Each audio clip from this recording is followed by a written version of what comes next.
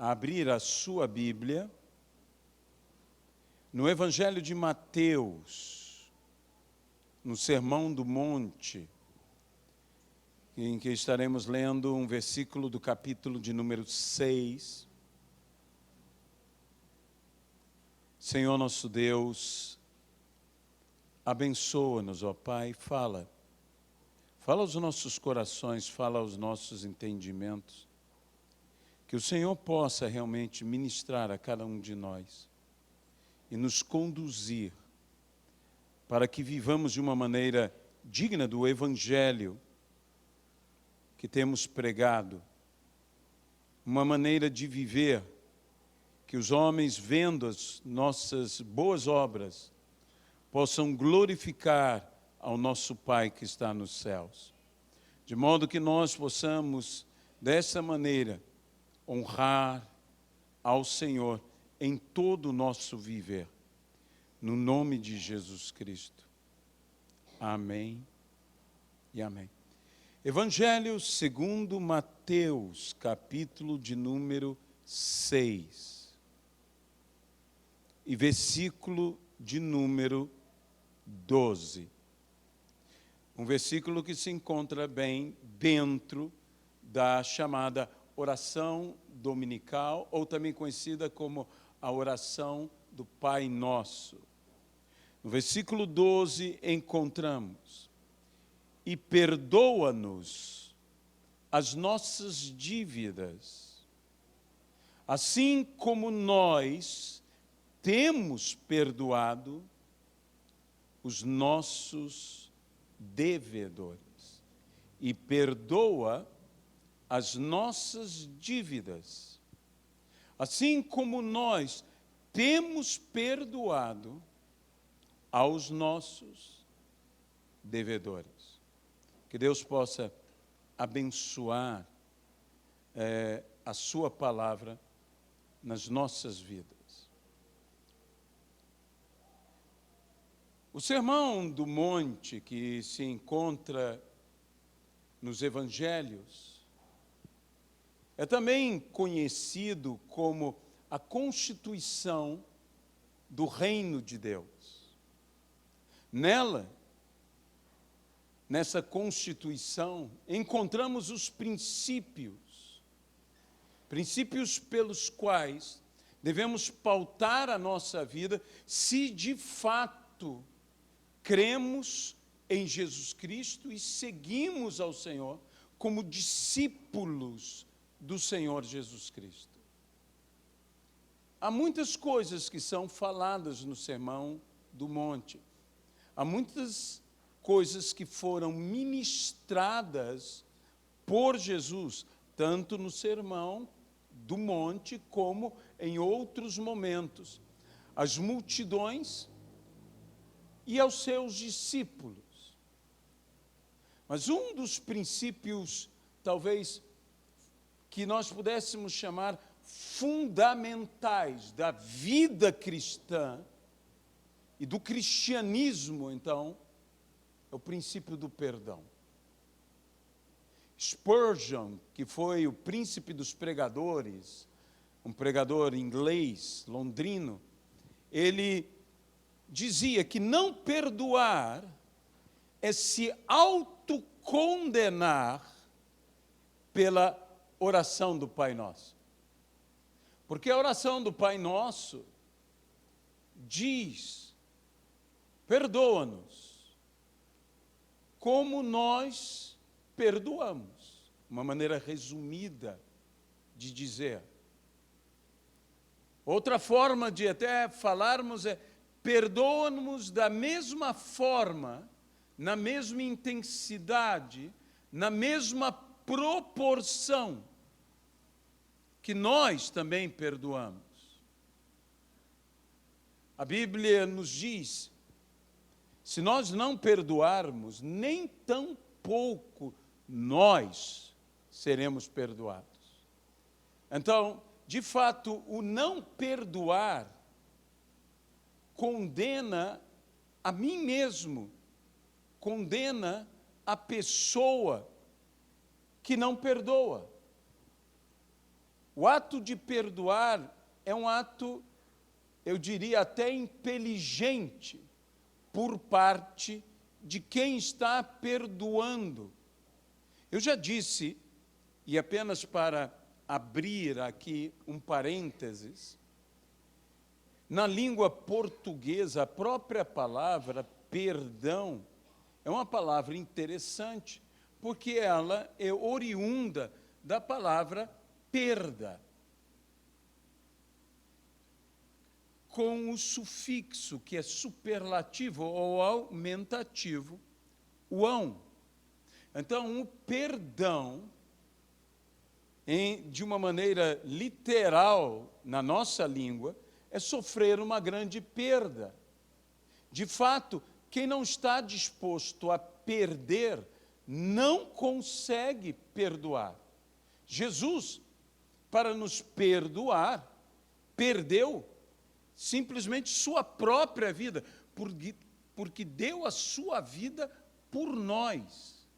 Mas não é uma perda qualquer, porque a palavra perdoar, ela vem da união, uma outra maneira de analisá-la, de um prefixo, o prefixo per, que quer dizer através de, que deu aqui no português, o por meio de, através de. Então, prefixo per, mais o verbo doar. Não é uma perda, porque eu perco devido a que me roubaram ou tiraram de mim. É uma perda que eu tenho porque eu dou. Jesus mesmo disse, ninguém tira a minha vida de mim. Eu a dou. Eu a dou. Esse todo o processo de perdão. E o processo de perdão é um processo de doação, e eu diria de autodoar-se.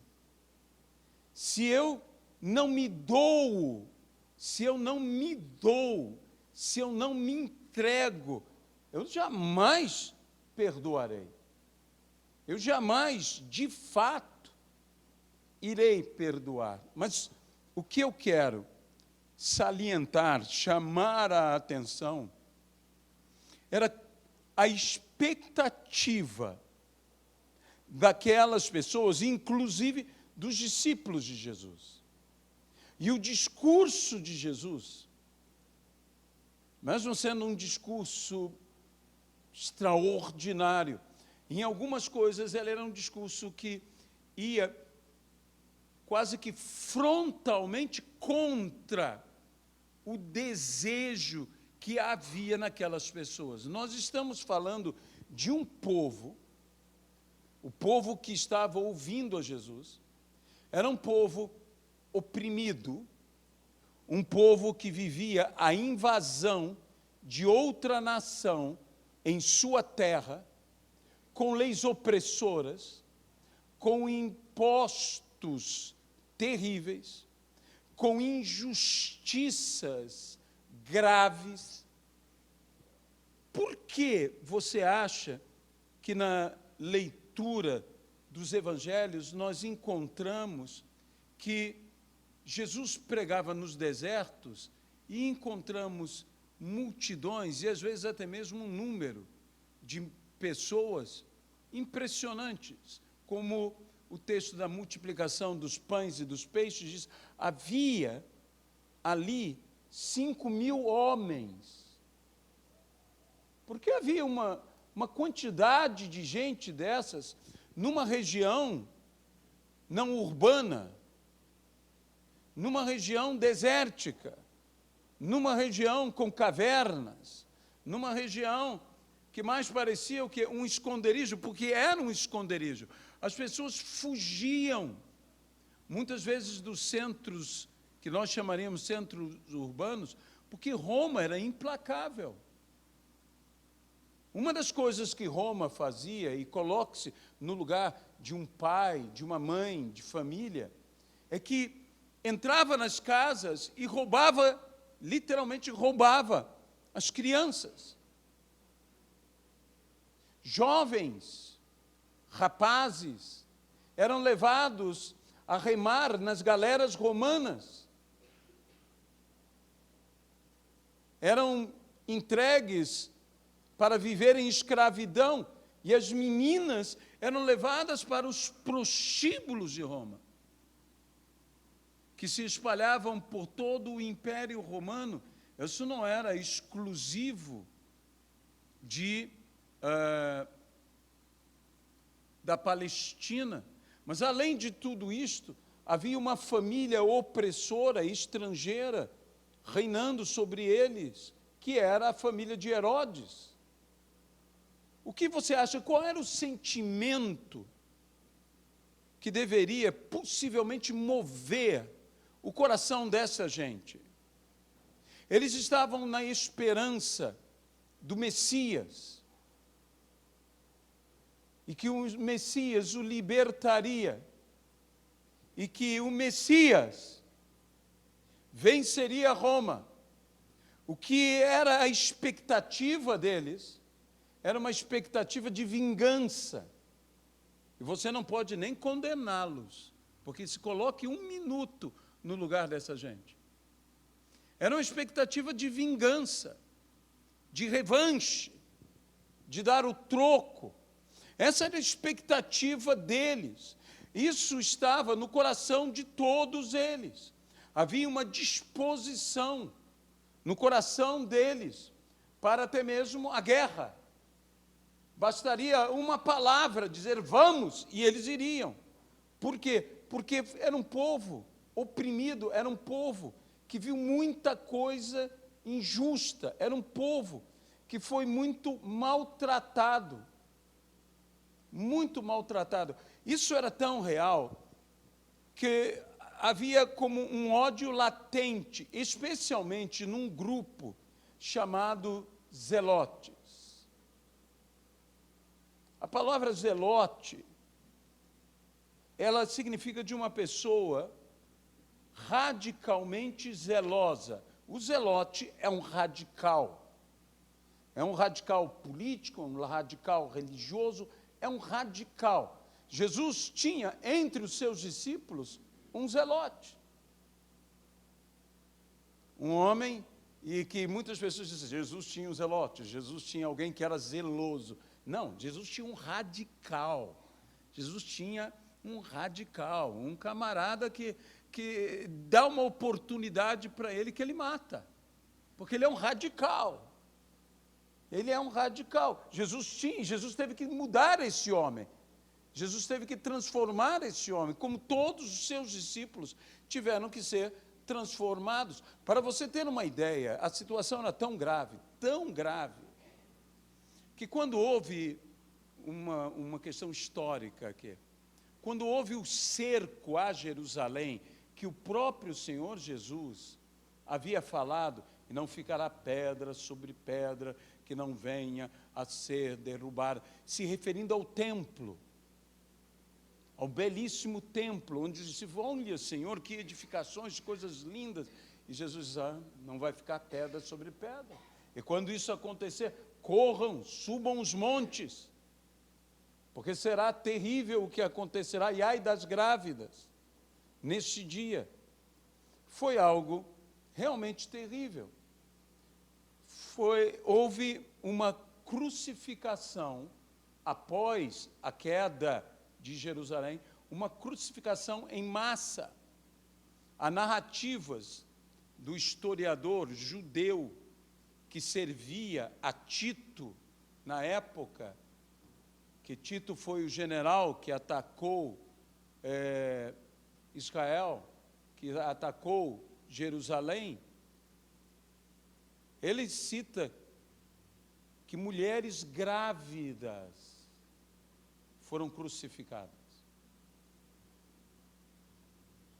E que os romanos vinham a cavalo e, desembaiando a espada, cortavam o ventre delas. Você acha que é fácil? Quando nós falamos de perdão, nós estamos falando de perdão na nossa realidade. Fulano me ofendeu, Beltrano me tratou mal, não falou comigo. Mas imagine perdoar esse tipo de coisa. Jesus está falando de um nível de perdão que foge à nossa imaginação. Por quê? Porque são coisas que o que a nossa tendência humana deseja é o quê? Vingança. Ir atrás. Não permitir que um sobreviva sequer. Então, quando Jesus fala, perdoa. Perdoa da mesma forma como nós temos perdoado. Perdoado aqueles que nos devem. E a dívida, nos dias de Jesus, era algo muito sério. Porque a dívida, como quando não se tinha como pagar, de duas uma. Ou o que era endividado era levado à prisão para, por trabalhos forçados na prisão, pagar a sua dívida, ou os seus filhos eram levados como escravos para saldar a dívida. Então, perdoar era perdoar o aprisionamento, é não aprisionar, sendo um direito de aprisionar, e perdoar era não escravizar, onde havia um direito de escravizar. Deixe-me colocar isto, embora não seja o sentido literal, mas apenas um dos sentidos, dizendo, Senhor, não nos escravize, como também nós não escravizamos aos nossos devedores. Fica forte, não é? Senhor, não nos aprisione, como nós também não aprisionamos aqueles que nos devem. Entenda bem, neste princípio, quando eu não perdoo, eu não apenas aprisiono e escravizo de alguma maneira a vida que eu não perdoei, mas pela minha falta de perdão, eu mesmo sou levado a ser aprisionado e escravizado. Ó Senhor, em outras palavras, trata-me como eu trato os outros. Imagine orarmos desta maneira. Porque é isso, quando nós oramos o Pai Nosso, que nós estamos pedindo a Deus para Deus fazer na nossa vida. É isso que Jesus nos ensinou. Ó Pai, trata-me como eu trato os meus irmãos. Trata-me como eu trato os meus filhos. Trata-me como eu trato o meu cônjuge. Trata-me como eu trato meus amigos. Até aí, a coisa está bem. Mas trata-me como eu trato aquele que eu odeio. Então eu não posso mais odiar. Porque eu estou pedindo a Deus que me trate da mesma maneira como eu trato a pessoa que eu tinha todo o direito de odiar. E, no entanto, eu tomo uma outra postura. A Bíblia diz que Jesus nos amou, sendo nós ainda inimigos.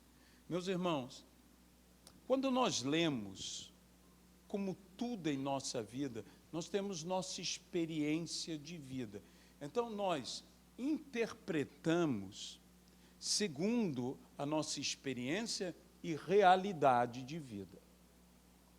E, por causa disso, às vezes, esta palavra de Jesus fica um tanto eufêmica, suavizada, porque nós não temos isso. Mas se você, hoje é o dia de intercessão pela igreja perseguida. Uma das coisas que me impressiona na igreja perseguida é o amor que essa gente tem pelos seus perseguidores. É um amor que essa gente tem que realmente, se não é dom de Deus, eu não sei o que é. Porque ultrapassa a capacidade de qualquer pessoa. A igreja perseguida é torturada, é humilhada. E já falecido é o reverendo Samuel Doctorian, um armênio. Há aquilo que é chamado o Holocausto Armênio, que aconteceu na Primeira Grande Guerra, quando os turcos, no meio da guerra, invadiram a Armênia. E, se eu não cometo um erro, 1,5 milhão de armênios foram mortos pelos turcos. O que a Turquia nunca tomou para si, porque se a Turquia reconhece, como os alemães reconheceram, o que o direito internacional exige é restituição. Então, a Turquia teria uma dívida para com a nação armênia, de modo que a Turquia diz que não reconhece. No entanto, de fato, foram mortos 1,5 milhão. 1,5 milhão de armênios, de formas, muitas vezes, brutais, pelo exército turco. Assim como no país africano, que na época era conhecida como o Congo, o famoso Congo belga. Os belgas, dizendo que fariam uma obra humanitária, mataram 8 milhões de nativos do Congo. Hitler matou 6 milhões. 8 milhões. E sabe o que acabou, o que parou essa morte, essa chacina? Foi uma missionária que um homem chegou até ela, levando, que era outra coisa que faziam, quando não pagavam o que deveriam pagar, os belgas cortavam as mãos e os pés. Europeu, hein? Tá? Europeu. Cortavam as mãos e os pés. E esse homem, esse pai de família, chegou até a missionária em lágrimas, dizendo: eu não consigo. Como eu posso perdoar? Ajuda-me. E essa mulher, uma mulher estrangeira, missionária na África, por isso orem pelos missionários. Essa mulher abre o que ele traz, e lá estão 2 pares de mãos pequeninas e 2 pares de pés pequeninos, seu filho e sua filha. Como você perdoa? E ela disse: nós não só vamos perdoar, mas nós vamos lutar, e nós vamos fazer com que essa injustiça pare. Perdão não quer dizer se entregar à injustiça. Perdão quer dizer Deus fará algo. E em 1 ano, aquilo acabou. Em 1 ano, aquilo acabou. E a Bélgica se arrependeu.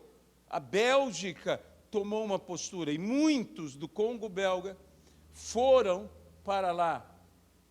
e eu estive numa igreja africana, uma igreja dentro de Bruxelas, uma igreja de um santo homem de Deus que viveu a dureza ainda dos resquícios desta realidade.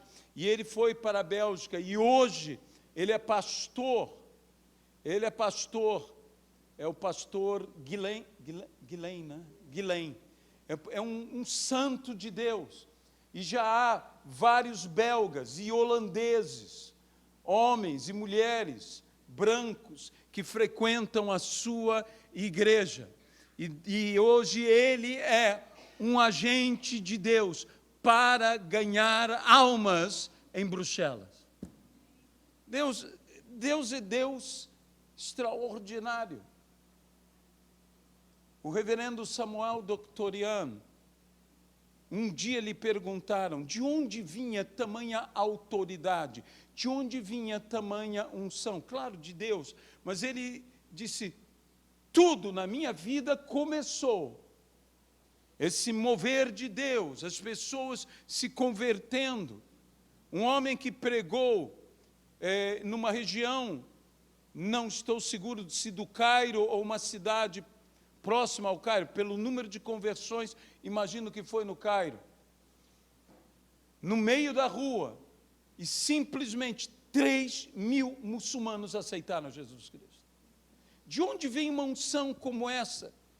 Ele disse, eu poderia falar de várias coisas, mas para mim, tudo começou no dia em que eu decidi perdoar e amar ao povo turco. No dia que eu decidi amar o povo turco.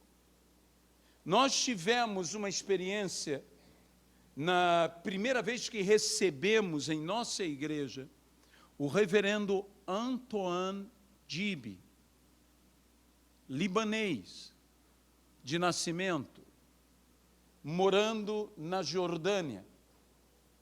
E depois de uma belíssima mensagem sobre Simão Cirineu, sobre os encontros inesperados com Jesus, uma mensagem maravilhosa que ele pregou numa quarta-feira à noite, lá ainda quando éramos no Jardim Botânico.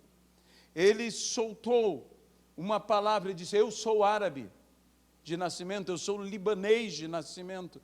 E ele então disse, Israel é a nação eleita. Quando ele disse isso, é outra autoridade, é outro poder, é um filho de Ismael falando, uma atmosfera, literalmente, tomou conta do ambiente em que estávamos, tomou conta da igreja. Perdão te dá autoridade. Perdão te dá poder. Perdão te dá capacidade. Perdão te dá, eu diria, até unção.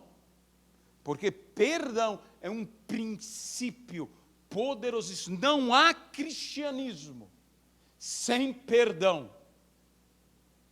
De modo que se nós queremos ser imitadores de Jesus, uma das coisas que devemos aprender a fazer é perdoar. Me espanta, no livro de Atos, quando a Bíblia narra que João e Pedro iam ao templo orar. Você diria, mas isso espanta em quê? Aquela famosa passagem da Porta Formosa, quando eles oram com a pessoa, e a pessoa é curada, e entra com eles no templo, celebrando e tudo. Porque quem estava no templo? Quem dirigia o templo? Caifás. Caifás.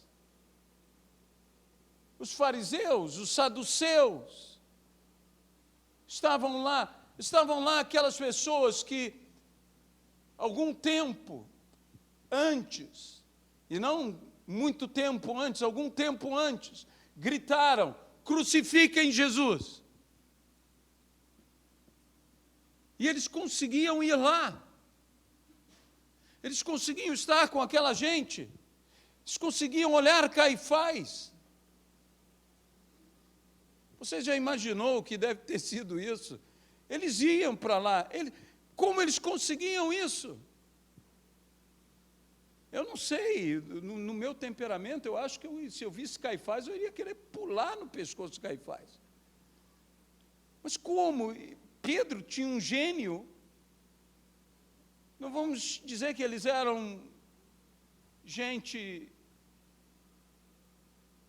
muito calminha. Lembre-se que o próprio João, Jesus teve que um dia repreendê-lo, dizendo a João e a Tiago, dizendo que eles não era o espírito deles não era aquele espírito de mandar fogo dos céus.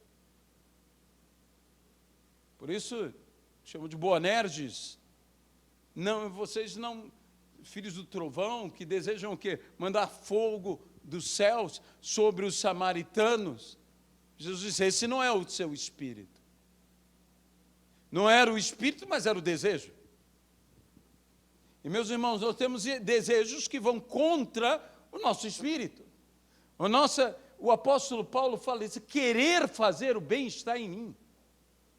Eu quero fazer o que é certo, mas não está em mim o fazer. Porque embora eu racionalmente queira fazer o que é certo, há uma paixão, há algo em mim, há uma inclinação em mim que me leva a fazer justamente o que eu não deveria fazer. Então Paulo até diz: ai de mim, quem me livrará dessa carne mortal, dessa carnalidade, dessa inclinação? Então, há um desafio em nossas vidas, e que se não houver a intervenção do Senhor, como poderemos perdoar dessa maneira? Como poderemos alcançar dessa maneira? Há muita gente que, inclusive, tem problemas com Deus, porque não entende o que acontece em sua vida. Existem coisas que acontecem na nossa vida e que nós não merecemos. Não é uma questão de mérito. Nós sempre queremos apontar alguma coisa, algum culpado, e geralmente os culpados ou somos nós, ou pior, culpamos aos nossos pais. Tanto quanto houve aquele momento, aquele episódio com os discípulos, que foi perguntado: quem pecou para que ele estivesse assim? Foi ele? Foram os pais dele? E Jesus: nem ele, nem o pai. É fácil para nós julgarmos, é fácil para nós condenarmos, mas para que nós possamos ter esse espírito correto, esse espírito que perdoa, esse espírito em conformidade com o Espírito do Senhor. Isso é desafiador. Isso nós precisamos do quê? Nós precisamos ser literalmente cheios de amor, graça e misericórdia. Bem-aventurados os misericordiosos, porque alcançarão misericórdia. Então, Jesus não disse: bem-aventurados os que foram alvos de misericórdia, porque também terão misericórdia. Jesus disse ao contrário: primeiro você tem que ter misericórdia, e você vai alcançar misericórdia. Bem-aventurados os misericordiosos. Sabe, ter misericórdia, compadecer-se,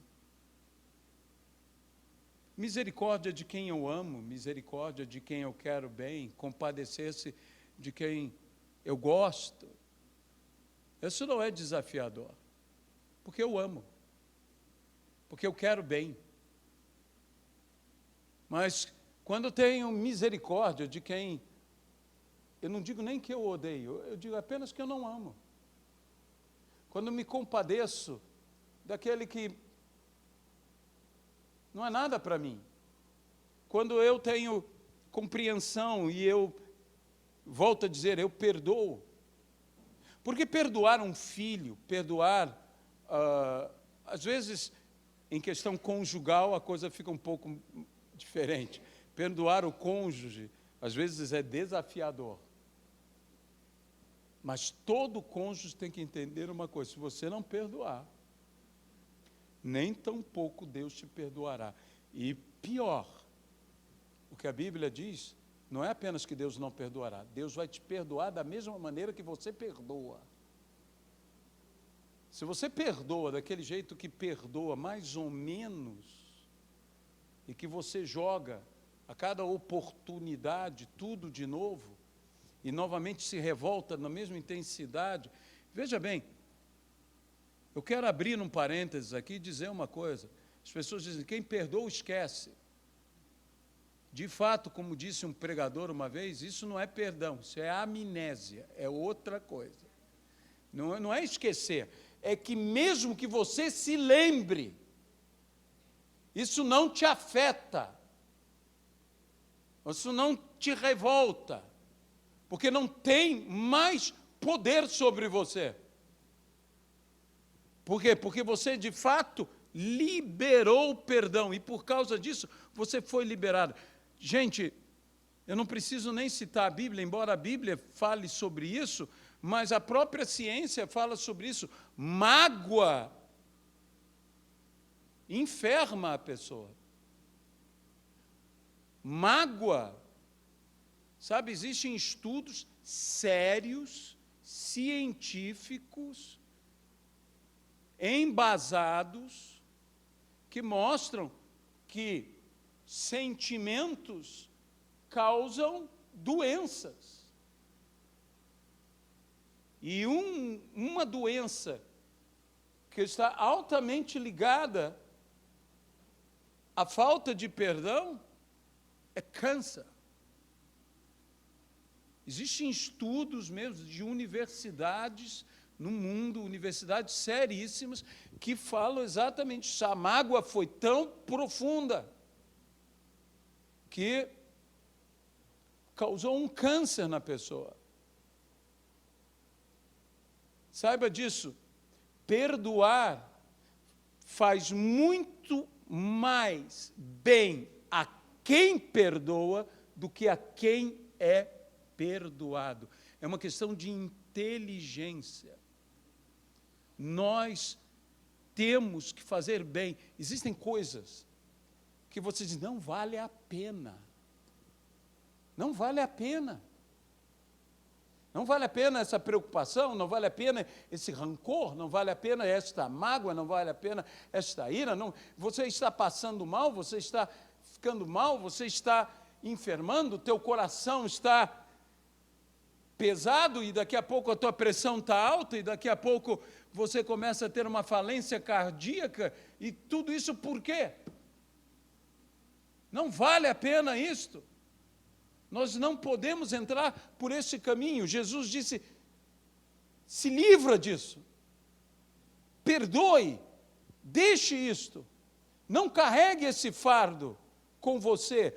Não se venha automutilar o seu viver, a sua vida, amargando-se, deixando tudo com amargura, tudo mal. Jesus disse para nós, perdoem, libertem-se. Não é, entenda bem, não é apenas libertar os outros, é libertar-me disto. Quando a Bíblia fala sobre o velho homem, que nós não devemos carregar o velho homem, mas nos livrar do velho homem, essa é uma expressão sobre uma das penas ou castigos na lei da antiguidade, especialmente na lei romana, das mais terríveis. Quando um cadáver era atado, era preso a pessoa. E para onde ele fosse, ele carregava esse cadáver que ia putrefando, que ia apodrecendo, aqueles líquidos iam saindo. Obviamente, o que acontecia com aquela pessoa? Enfermava. E, por final, morria. Você já imaginou o grotesco? Isso é uma tortura, isso não é apenas um castigo. De alguém, através de grilhões e tudo, prender um corpo morto ao seu corpo. E você ali, num lugar de ambiente escuro, úmido, que era a prisão. Saiba que a prisão, no passado, principalmente na antiguidade, não era um lugar simplesmente para colocar um prisioneiro. Era um lugar para colocar o prisioneiro, a fim de que o prisioneiro enfermasse e morresse. Eu tive o privilégio, porque hoje não mais se pode ir, porque as pessoas estavam acabando com o local, tirando pedacinhos de rocha, de onde foi a prisão de Paulo, em Roma. Então, eu nem sei se a prisão de Paulo era aquela mesmo, mas eu estive ali, e era naquele modelo. Então, é um buraco que desce, como um poço que desce, e eu sentei ali, é tudo na pedra, e é tudo úmido, e em pleno momento, assim como, não sendo inverno, já era muito frio.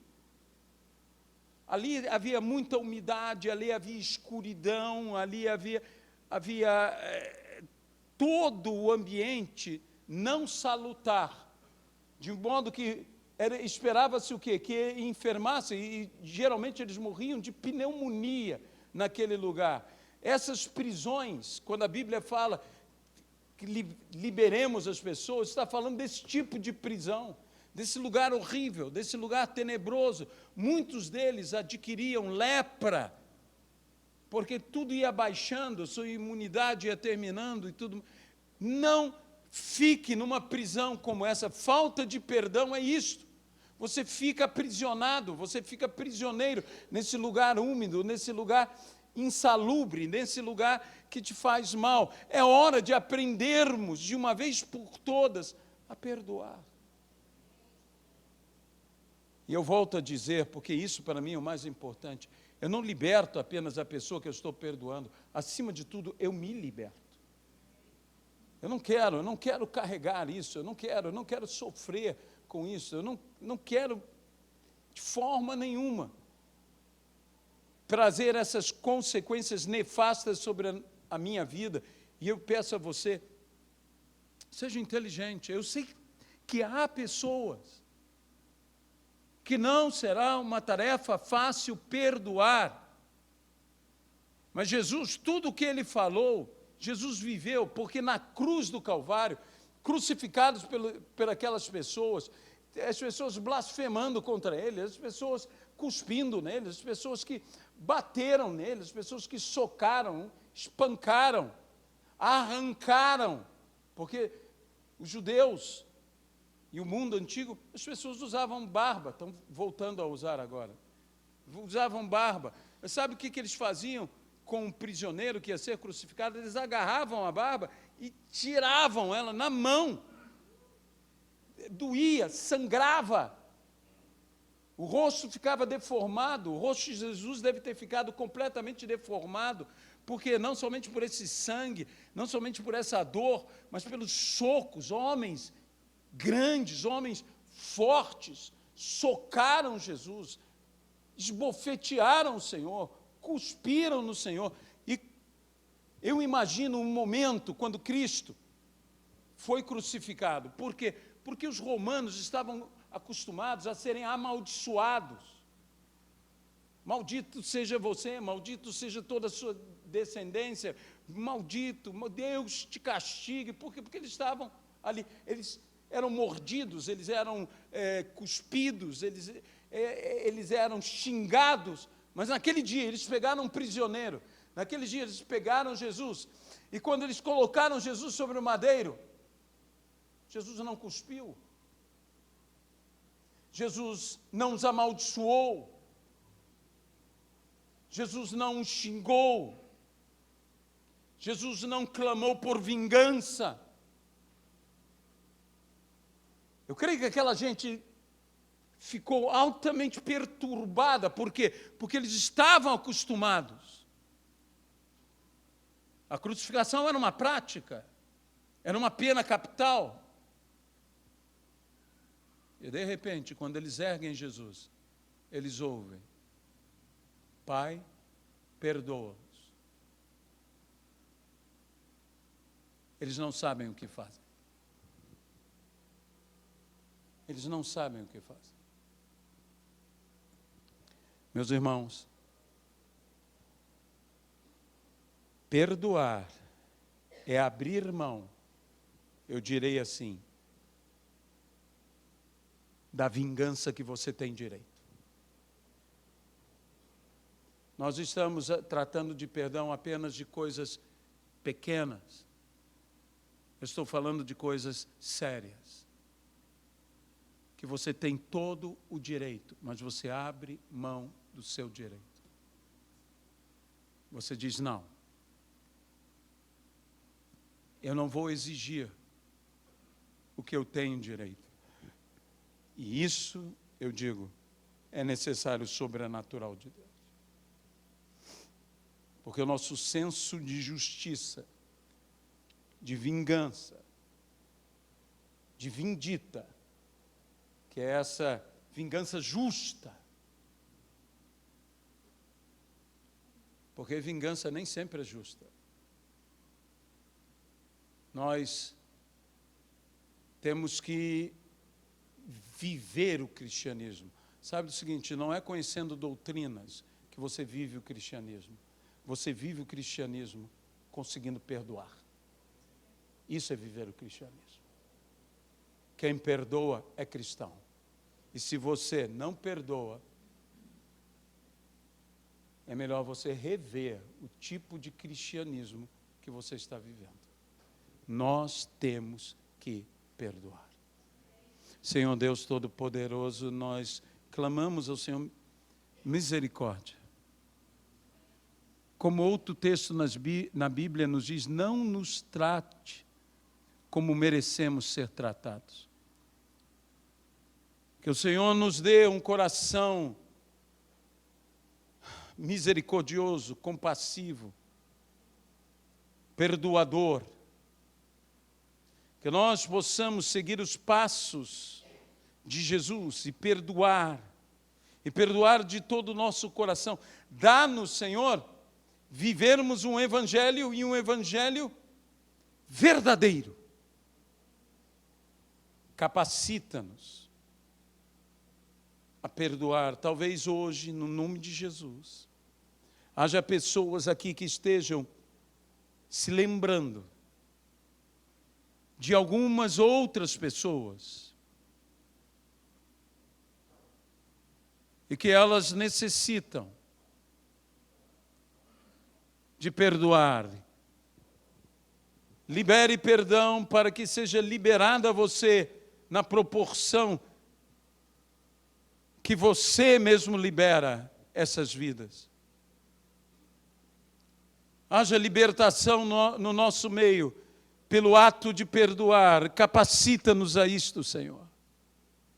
E traz à nossa memória, por favor, tudo que é necessário para que nós possamos nos recordar agora, nesse momento, daquilo que o nosso coração ficou ferido, daquilo que a nossa alma ficou, Senhor, atada, presa, por falta de perdão.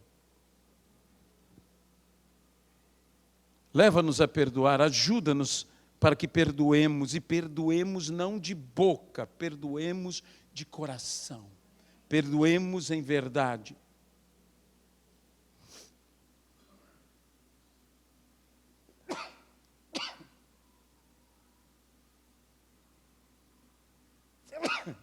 Talvez haja um filho que tenha que perdoar um pai ou uma mãe. Talvez haja um pai ou uma mãe que tem que perdoar um filho. Talvez haja, Senhor, um cônjuge que precisa perdoar ao seu cônjuge. Talvez haja amigos que de tão amigos que eram, de tão dura que foi a traição, se tornaram inimigos. E precisa hoje aqui ministrar perdão, precisa aqui lançar perdão. E alguns de nós precisamos buscar perdão. Por isso o Senhor nos torna cristãos verdadeiros. É o que nós te pedimos. E nós nos lançamos em tuas mãos na dependência do Senhor Jesus. Ajuda-nos a perdoar. Talvez algumas pessoas precisem perdoar o pastor. Talvez algumas pessoas precisem perdoar o irmão em Cristo. Mas, ó Senhor, nós não sairemos daqui com grilhões. Nós não sairemos daqui aprisionados. Nós sairemos daqui completamente livres. No nome de Jesus Cristo. Amém.